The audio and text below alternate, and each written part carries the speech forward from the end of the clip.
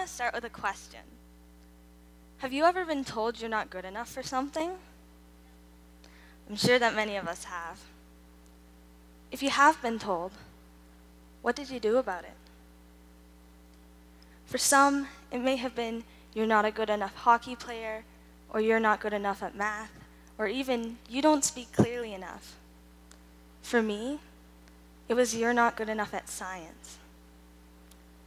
This is my story about not letting that belief dictate my life and crush my passion. Ever since I was 7 years old, I knew that my passion was geology and paleontology. I always used to collect rocks and fossils from everywhere, but I really knew after a paleontology museum visit. I started doing science fair in grade 3 as soon as I was old enough to participate in them in school. My first project was simply, what decomposes faster, lettuce or eggshells? In case you're all wondering, it isn't eggshells. I continued to do simple beginner projects until grade 6. Grade 6 was a year that changed my life. That year, both of my grandmas died. They were my biggest supporters. That year, the kids in my grade also decided that science fair was no longer cool. There I am, 11 years old, collecting rocks on the playground, but that was no longer considered accepted behavior by my peers. My friendships quickly began to dissolve, and my self-confidence plummeted. That was the year I first started hearing that I wasn't good enough at science. At first, it was just my fellow students telling me. But as time went on, adults that I knew and trusted began to tell me too. Don't get me wrong, there were still many who supported me. But we always tend to dwell on negative words rather than positive ones.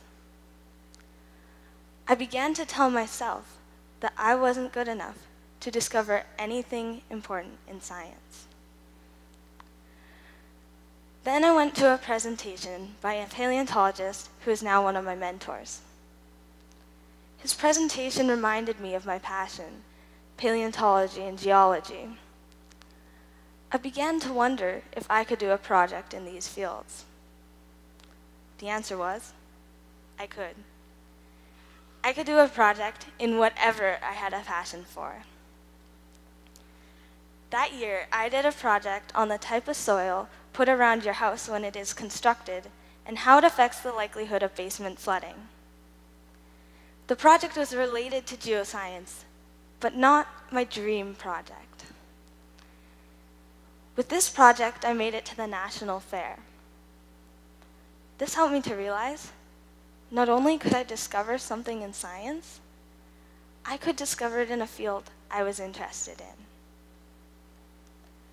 The following year, I did a project on trying to disprove a theory about how a specific type of fish was fossilized. The project was a lot closer to my dream. The project did quite well, but that's not the important part. The important lesson learned that year was maybe I was good enough.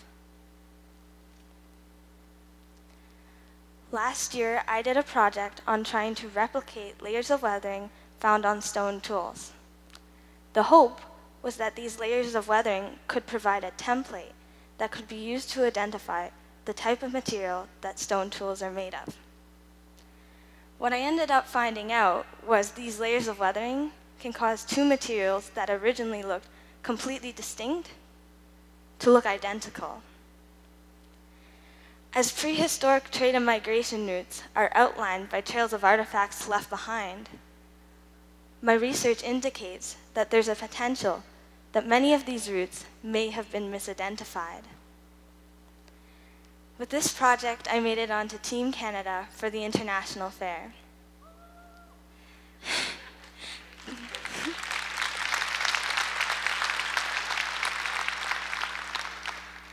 The important part was, once again, not how I did, but what I learned. I had an incredible team that support me in everything. they gave me the final boost of self-confidence that put me where I am today. This year, my project was really close to my dream. Ironstone is a really hard type of rock that many fossils and opals are found within it. It is so hard that these fossils and opals cannot be removed without too much damage and manual effort. I discovered geochemical treatments that break down and soften the ironstone without damaging the included specimens. Even after everything I have been through, when I first came up with this idea, people still discouraged me from trying it. This year, I had enough self-confidence to believe in myself and pursue my passion. So, where do I go from here? I don't know what my next project will be on, but I do know it will be about something that I am really interested in and inspired me to make a difference. The reason I have done well is not because I am smart. It's because I have stopped listening to those negative voices in my head and all around me and started believing in myself. Albert Einstein once said, "I have no special talents. I am just passionately curious." Well, I disagree with that statement. I believe if you are passionately curious, then you do have special talents. If you stop listening to those negative voices in your head and all around you and start believing in yourself, then you are good enough. Jane Goodall is a famous scientist who studied chimpanzee social interactions. She was discouraged by many to follow her dream, but pursued it anyways. In 1939, when she was a preteen, many people disagreed with her idea of wanting to work with animals. Her mom was a constant source of encouragement. In 1960, British authorities disagreed with the idea of a young woman wanting to work and write about wild animals in Africa, thinking it was highly unusual. Her mom continued to believe in her and agreed to go to Africa. This caused the authorities to allow Jane to pursue her studies. Her mom was a constant source of encouragement throughout her scientific lifelong journey. She gave her daughter words of advice that we could all learn from.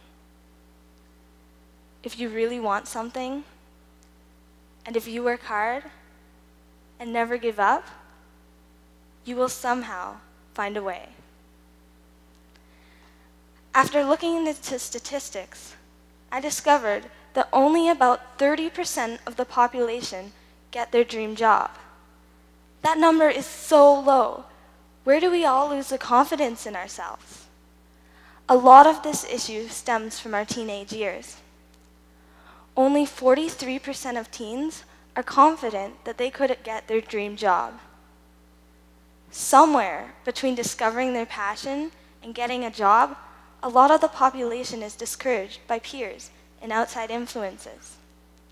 This discouragement stays with them and affects their life choices. When I was 7 years old, I had a dream. The dream was to go on a dinosaur dig and discover a new species of dinosaur. After I realized that simply having a passion made me good enough to achieve my dreams, they have become a lot closer to being actually achievable. This past summer, I was able to participate in a dinosaur dig at a Centrosaurus quarry in Alberta. I didn't discover a new species, but as long as that remains one of my passions, one of my dreams, it is possible. Earlier, I asked you, what did you do when you were told you weren't good enough? For many of us, myself included, the answer is, we probably began to believe that we really weren't good enough.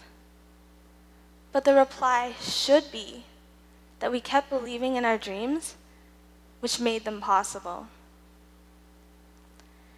Eleanor Roosevelt once said, "The future belongs to those who believe in the beauty of their dreams." I am here today because a select few thought it was important to encourage me that I am good enough. More importantly, I am here today because I began to believe that I was good enough. It's time for us to change our mindsets, to start encouraging others and ourselves to believe in our dreams and pursue our passions. Let's get rid of the sentence, "I'm not good enough." Let's not tell anyone else that they are not either. Instead, let's start believing in our dreams and pursuing our passions. And as a result, let's achieve them. Thanks.